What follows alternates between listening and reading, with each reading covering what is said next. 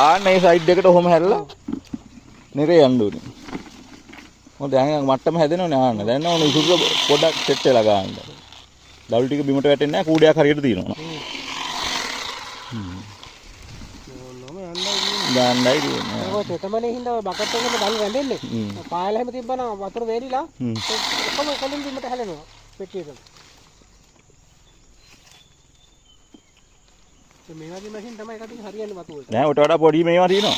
ඔකට ටිකක් බරයි.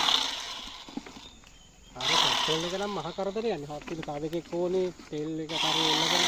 තෙලුත් වෙච්චනවා ඒක සෑහෙන්න. මං එදා කපලා තෙල් කෑන් එකක් ගියා. ඒක අවුලක්ම නෑ කරන්ට්. මගේ අට රිදෙනවා. ඒක කපලා තාම. මේක මගේ කරන්ට් එකෙන් චාර්ජ් කරගත්තා. කිසි ගැටලුවක් තව අයින ටික කඩපන්. අයින. තෙල් විදමක් කියලා නෑ. නේ මෙහෙමම ගනින් මේ ටික. ඒ අර ගහ හදාගන්නත් එපා මචං. හැම එකම අට්ටමට කපන්න බෑ. අන්න එහෙම පොඩ්ඩක් පත්තල් කරගෙනම වැඩේ ගන්න ඕනේ. නැත්තම් මැට්ටම හිටින්නේ නෑ. මේවා එහෙම පොඩ්ඩක් හදලා තියෙන්න ඕනේ කෑල්ලේ පිළිවෙලකට.